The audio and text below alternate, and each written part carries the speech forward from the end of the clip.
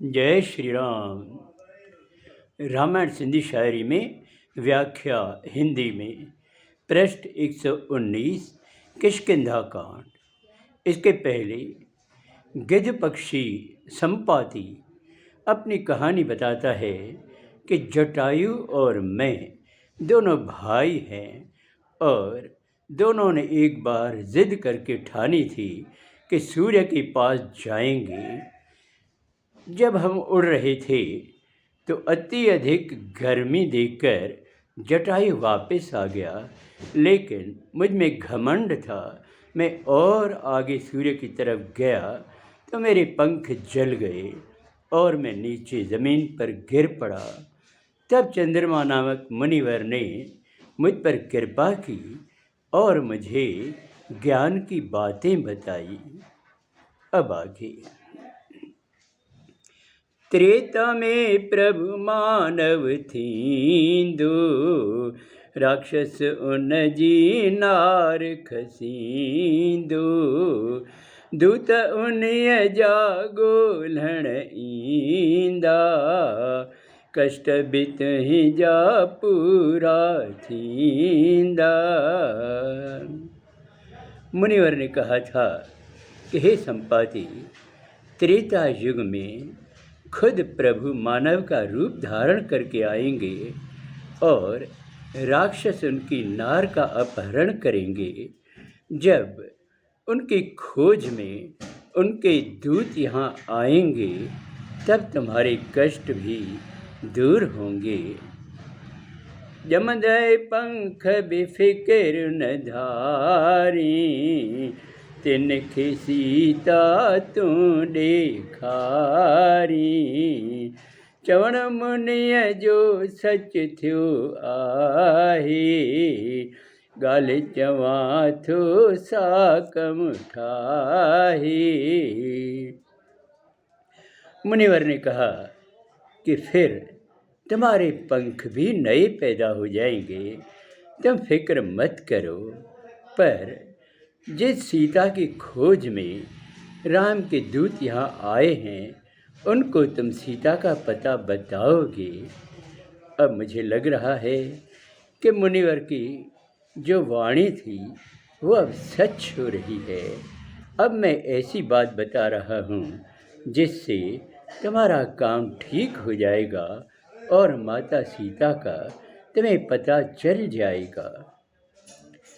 त्रिकुट पर्वत ते आलंका, रावण उत बिनड पशंका। बन अशोक में रहंदी आहे, सीता सब दुख सहंदी आहे। तब संपाति ने सबको बताया कि त्रिकूट पर्वत पर लंका है, वहाँ रावण का निवास है। वो बिना किसी डर और शंका के मौज मस्ती में रहता है। सीता को उसने अशोक वन में रखा है। माता सीता बहुत दुख सह रही है।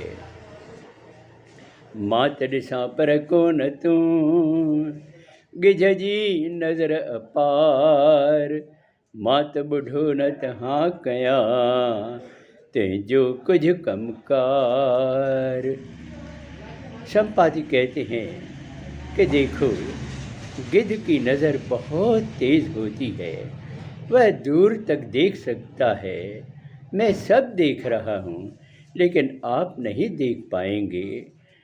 काश मैं बूढ़ा न होता तो मैं तुम्हारी मदद अवश्य करता।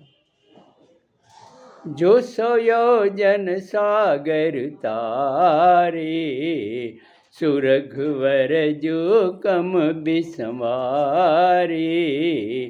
रिस मुखे तू आण दिलासो, राम दया किए तन थियो खासो।